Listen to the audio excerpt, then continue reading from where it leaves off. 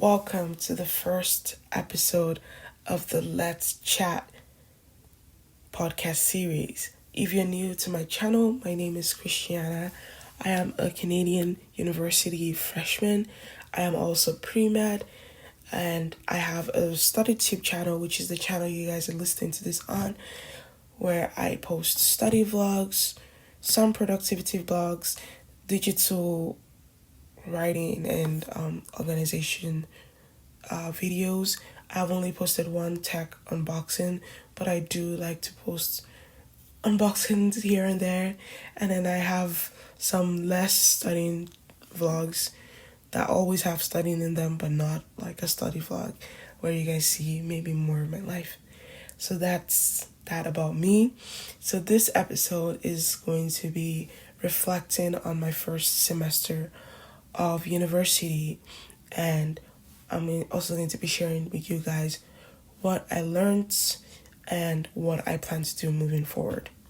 So for those people that are coming back to my channel and you're wondering, oh, a podcast. I've always wanted to do a podcast.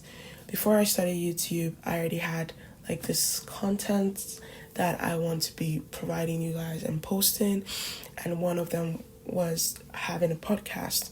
And what shied me away from actually doing an actual podcast was I listen to a lot of podcasts, and one thing I notice is they are very organized. You have to have like scripts, content, even have guest speakers here and there. And I just didn't think it was a fit for me, and it was something I was going to do and do for a long time. So I shied away from that ultimately. But that being said, I don't mind doing these like talking videos where I just sit and talk to you guys about things that my videos won't necessarily do justice to. I don't mind it. It's just I don't want to have like a full-fledged podcast. Yeah. So today's episode is going to be reflecting on my first semester of university, which unfortunately, or maybe fortunately, was online this year.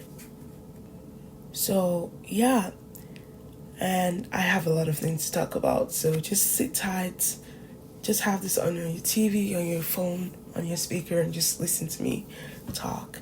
So I divided this this podcast, into different parts. So first thing is overview of my semester. I'm just giving you guys basics information about my semester. Second one is what I learned. Third one is what I would do moving forward for the next semester coming up real soon. So the first thing is the overview of my semester. So my semester started September 8th. That was the official start of my semester. And my semester ended, or classes ended December 3rd, but our final exams ended officially in my university December 22nd. So that is that. I took 5 courses this semester. I took math. I took a research seminar course. I took chemistry, biology, and physics. So I took 5 courses. I stuck with all of them until the last day of classes, actually maybe the day after the last day of classes, where I dropped my math course. And I'll be talking to you guys more about that later on. So I took 5 courses. I had a total of 10 midterms this semester. 3 for bio, 3 for chem, 3 for math, and 1 for physics.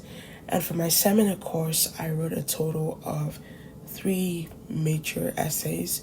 So that is that one. How did my semester class go? So this is not like a scripted podcast or thing. I'm just kind of having a conversation with you guys, but I do have notes of everything that I want to talk about. So how did my semester go? And I think for my bio class, it was just amazing. There was nothing, really challenging about the course. And I think part of it is because I just genuinely like bio, and bio is a lot of memorization, which I find easier. So that is bio. For my seminar course, it was okay. The writing and the essays were annoying, and the fact that it's a science course, actually it's seminar in science, so a lot of writing was not just English writing, it's like intellectual writing, which I am new to, and I had to research. There were word limits, there is this claim evidence reason that I had to give, and just evidence, and it was just a lot serious than you just talking about yourself in an essay, or the artistic way of writing an essay. So that's my seminar course. It was annoying, but it was helpful, and it's going to be very useful in my career, or my university career and education career moving forward. So for my chemistry course, actually, I'm going to push back chemistry and talk about physics. I'm going to talk about all the courses I liked this semester. So for my physics class, it was amazing. I had tutorials every week. I had quizzes every 2 weeks. I enjoy physics. At first, it was sort of challenging because I didn't have, which I'm also going to talk about, I didn't have my note-taking system finalized yet. So that kind of pushed me off for physics. But it was an amazing class. I love physics. Yeah. So for my chemistry class was not so good. I found it really challenging. I didn't do well in the course, and I took chemistry. I took 3 chemistry courses in high school, so I took AP chemistry, and I did amazing. I think the lowest grade I had was 96% in chemistry. So I was really strong in chemistry. So when I started struggling, I was genuinely surprised and concerned. So it was just challenging, but I survived and I made it at the end. So thank God.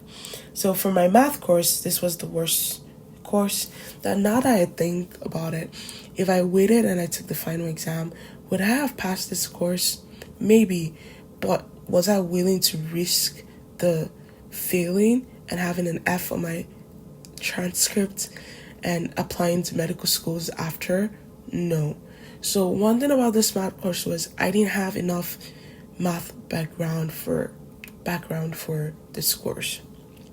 So most people, and I don't know why I did not take into this, or I didn't read this, is it was recommended for you to have done calculus in high school.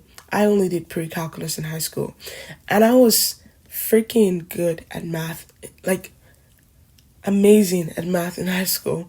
So the course, I did averagely good, but from someone that had 100% in math in high school, I didn't do well, and I was on the verge of failing the course.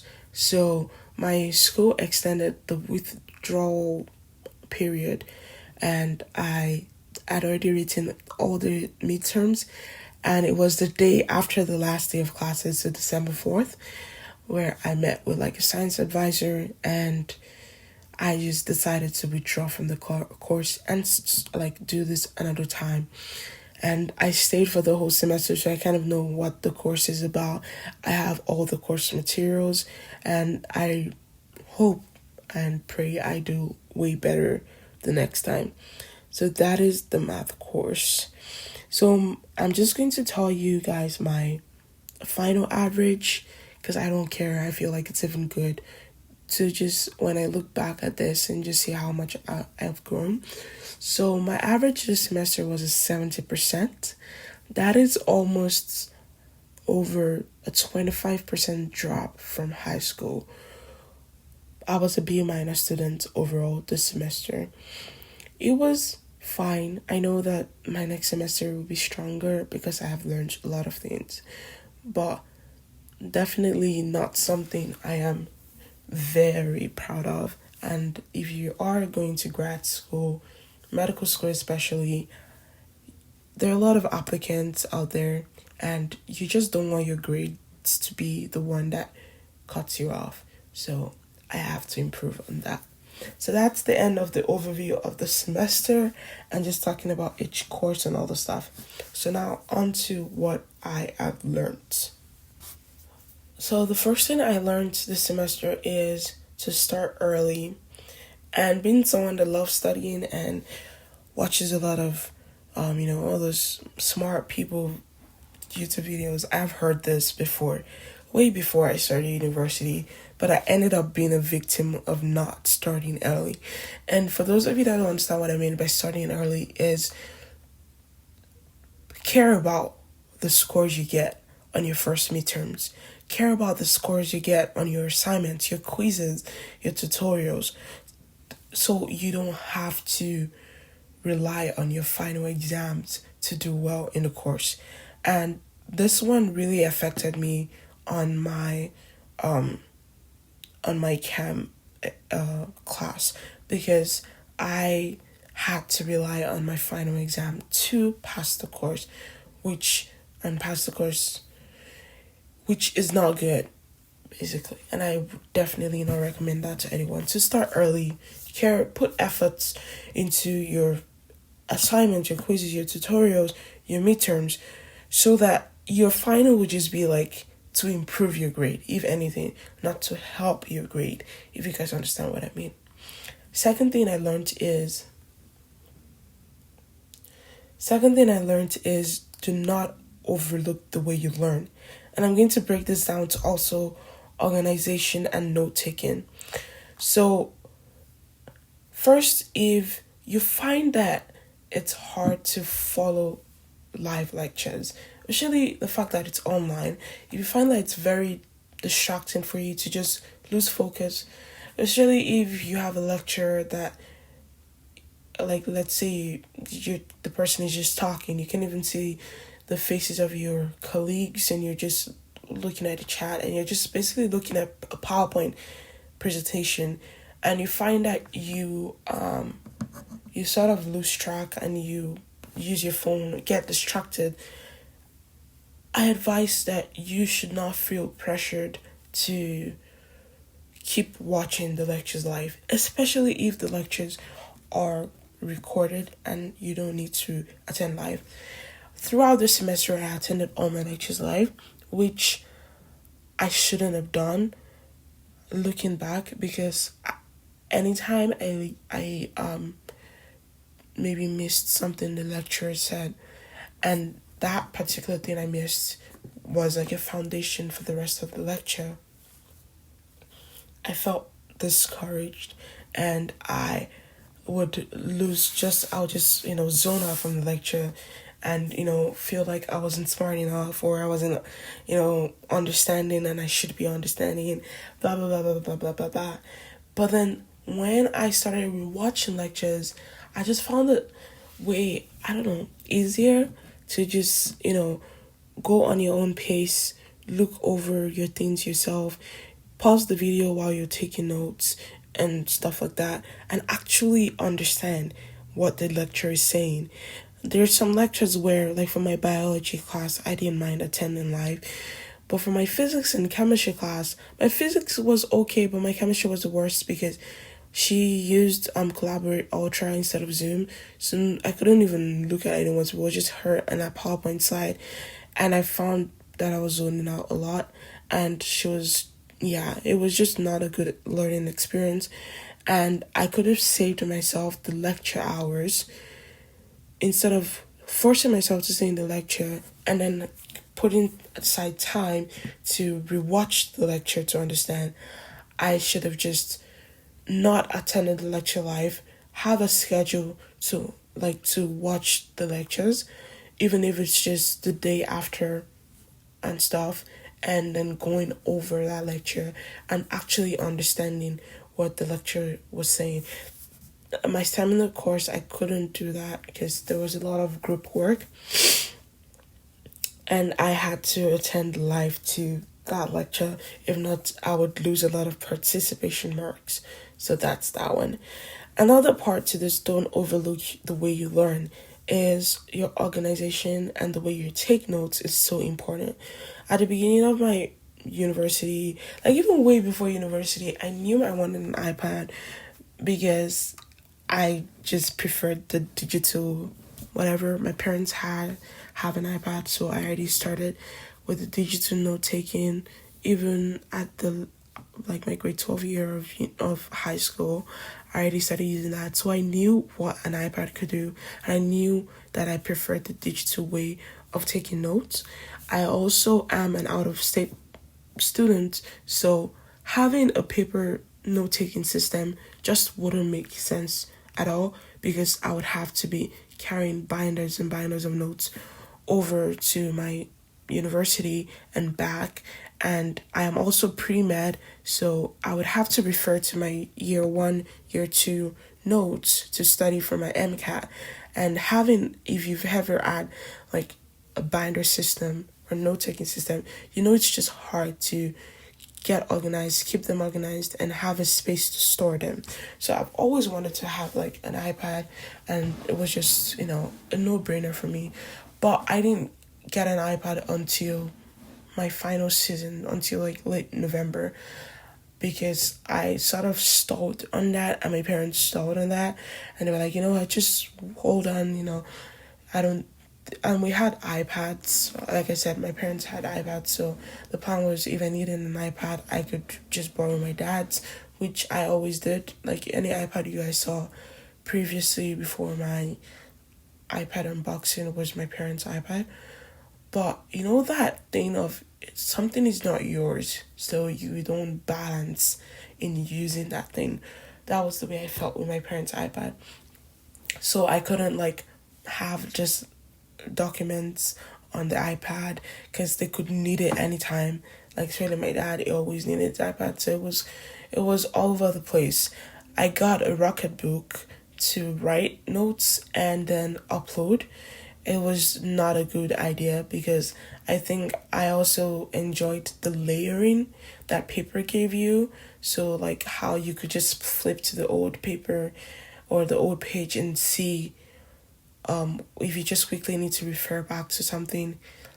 I like that, but the Rocket Book didn't give me that, because I would write notes and then I would scan it, upload it to my Google Drive or my Rocket Book app, and then have to erase it after. And going the way it went, there was not layering from that. It was kind of everywhere on my Google Drive, and I would have to, let's say I just need to refer to something during lecture when I'm studying, I would have to Google Drive and then look for it, and it was just a mess. And then I got frustrated at some point and started having paper notes for my math class, and I just, I had to stick to that, and I didn't enjoy that. For my bio class, I then discovered that I could download GoodNotes on my laptop. So I downloaded GoodNotes on my laptop, and I would just type on the PDF. I could also highlight, and that also made pre-readings better, because my textbooks were digital, and then I could just download it on my laptop and just highlight. So it got better as time went on, and I couldn't just imagine printing out slides pre-lectures. Like that's just not a good thing for the environment, and just not something that would work for me. I also couldn't imagine printing out a whole textbook to highlight for pre-readings. So everything was online this year, and it just made sense to have a digital note-taking system, which unfortunately for me came late. So that's that. So don't overlook the way, if you feel like the way you write notes is affecting you, you feel like you're going to do better and be more productive as a person in another note-taking way, don't shy away from that. If you feel like having a digital notes is not for you, and you prefer the feel of paper and all the stuff, don't shy from that too. And listen to yourself, and don't overlook the way your learning experience goes, how you learn best, basically. And I guess I discovered I didn't learn best from typing. especially being a science student. There's a lot of drawings, especially in physics. It just didn't make sense. Sometimes the teacher had slides where you already drew things or had graphs, and then you would see me at the beginning of my semester having to like recopy the graphs, and then the teacher would move forward, and then I'll have to play catch with the teacher. It was just a hot mess, and having just the slides downloaded and just having to annotate it was just a way better idea. So I think I discovered later on that I wasn't even a typing student. So I know before the iPad became a thing, a lot of students just typed with their laptops during lectures.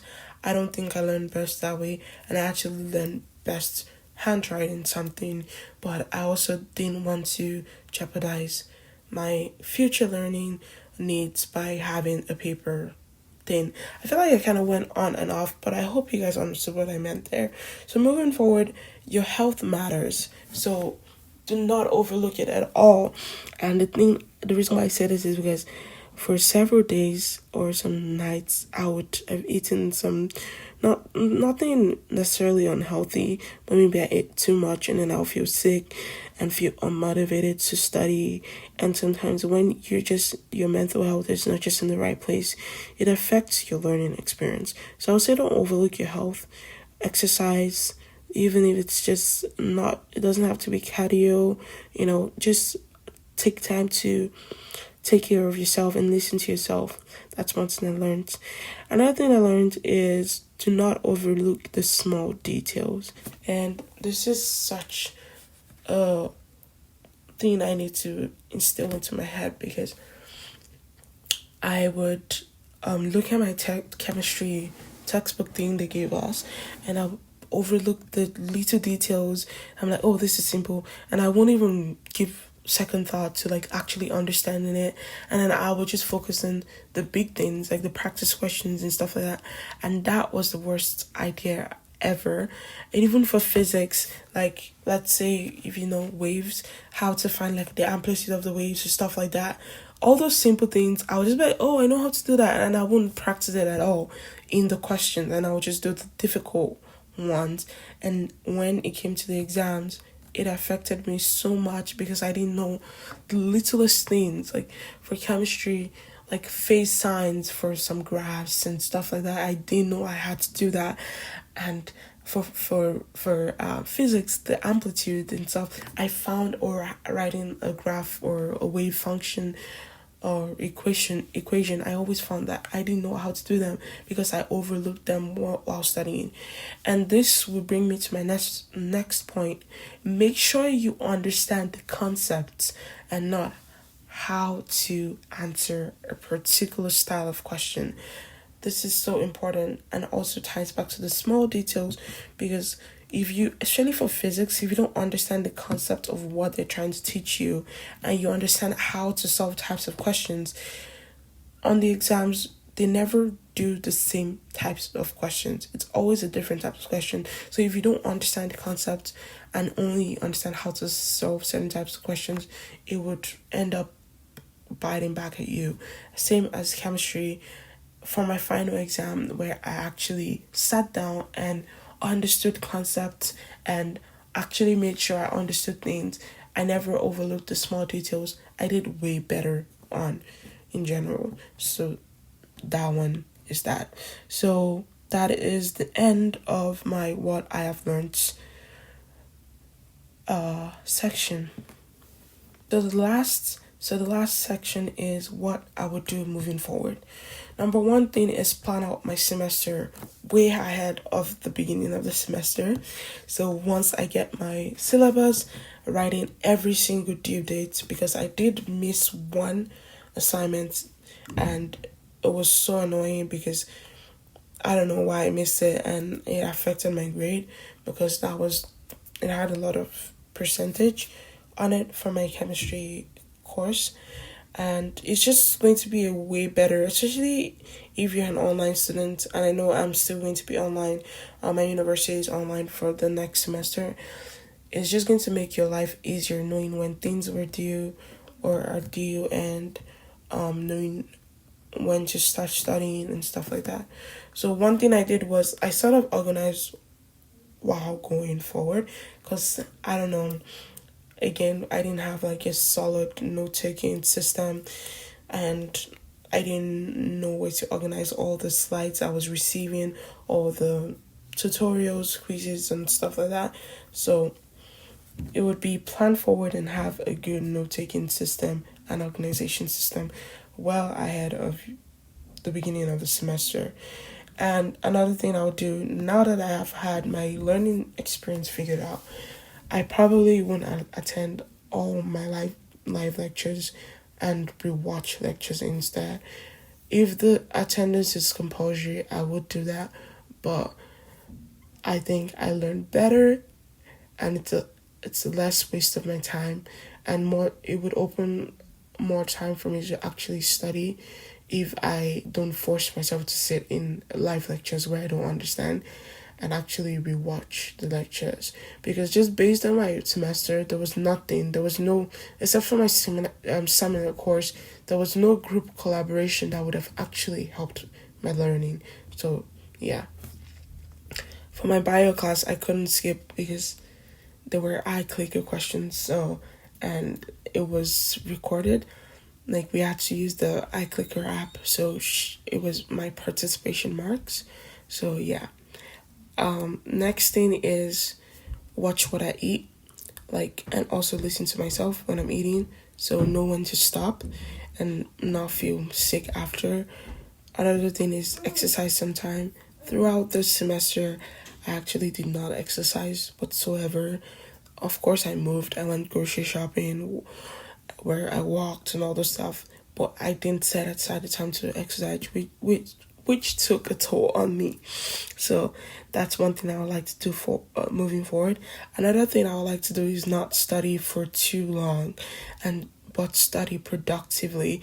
And I think the time zone was not really a friend here, because my university was 2 hours behind, so all my classes were breaching into my evenings, so I ended up like doing assignments and studying late into the night and stuff like that, and I didn't know what time I should be waking up, and all this stuff. And I think it's just going to be not studying for too long, and that would help if I think for the next semester my plan would be to study early on in the day, finish all my assignments early on in the day, do my lectures, not do anything for the rest of the night, and actually spend time with my family, friends, doing other things, other like YouTube, my studygram, focusing on that, and then doing the grind again in the morning when my brain is fresh, new, rather than pushing. Since I thought, oh, my lectures were in the evenings, I would just do most of my work in the evenings. That just is not like a good idea, and that's one thing I'll also do moving forward. Also, I feel like moving forward, taking study breaks would also be really good for me, and not having to feel like I had to stay in my room 24/7, because ultimately that led to my minor burnout that I had. Like, after midterm season, I was just done, and I felt like really frustrated about my learning experience. So always listen to yourself, take breaks when you think you need to. Yeah, that's that. Also, set a goal for each exam and each test. That is one thing I want to incorporate into my learning moving forward. I set a goal for my finals, and thank God, I think that was why I did really well on them, because I studied to get those goals. Whereas early on in the course, again, I didn't start early, I didn't take those things seriously, and I always thought, oh, I would do better in my second midterm, oh, I would do better in my third midterm. So having a goal for each exam would help you a lot. No matter how small it is, no matter how much or little it weighs, just I'll probably set a goal every exam to push myself and stuff like that. Another thing is actually moving back to not studying for too long and studying productively is different courses have different studying styles. You cannot study for chemistry the way you study for physics, and you cannot study for bio the way you study for math. So probably like knowing the best way to study for a course. And if for math and physics, what you would do is just practice problems. Do it rather than memorizing practice problems. Actually solve the practice problems. Another thing I would do more moving forward is asking for help when I need it. There was a thing called Piazza where you ask for. I never utilized it until my final season. I did go on there to see people's questions if I had the same questions. Well, I never actually asked my own questions, which I should have done. Because sometimes I'll be studying and I want to understand a particular question, and I would just shy away from asking. And if no one asked in the Piazza, I felt like people found the question easy, so then I was shy away from asking the question. Yeah, no. Another thing is, I think this should have been under the what I've learned is, do not take a course for taking sake, and take a course because it would genuinely help you and you like it in the future. That's another thing. I took 5 courses this semester, which I probably shouldn't have done. There were so many assignments, so many weekly quizzes that I didn't have time to concentrate on each course effectively. That being said, I had a major in mind that I wanted to apply for, and that major sort of listed a lot of things out, which I did not read well. And there's some courses I didn't research enough. So there's some courses that, yes, you needed to get a degree, but you don't need it to move on to the second year. So there's that. Don't forget about God, and spirituality matters. I was so focused about studying, and I was studying for so long, and I felt exhausted. I didn't care about my body. I didn't take care of myself, and I also sort of let my spirituality slide. And my Bible study plan that I planned to do, my Bible in a year study plan, I just sort of neglected that. I was still having family devotions, church programs. I was still in God. But personally, my personal time with God went down the drain. And I shouldn't have done that. And I feel like God really helped me this semester. And I sort of lost my relationship with Him, which I shouldn't have. So yeah. Another thing is, I should have listened to my body. Even when it comes to studying, I never changed scenery. I was just sitting in the same place, and I kind of attached bad moments to my study areas.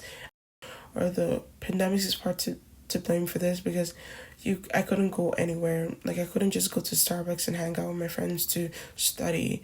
I was just stuck home, just by the side of my computer. Another thing is, I should do more study groups, but I shouldn't try to initiate the study groups, which I didn't do until my final season, and it helped me so much. Not even kidding. It gave me another type of motivation that I have never seen before. So that's another thing I will be doing more of going forward. Just changing scenery if I feel like I need to go downstairs instead and just study and, move, listen to myself more. I'll be doing that. Maybe this next episode would be for my second semester. Hopefully I do way better in general and I learned from my lesson, and yeah, that's it. 32 minutes. I wanted 30 minutes, but 2 minutes overtime is nothing too much. Thank you guys so much for listening to my spiel. I feel like it was more of me rambling and less of me trying to teach you guys things and just reflecting. So hopefully I was able to pass across or communicate well and averagely okay. So yeah, thank you guys so much for listening to this episode. If you haven't subscribed yet, please be sure to subscribe. Thank you so much. Yeah, bye guys.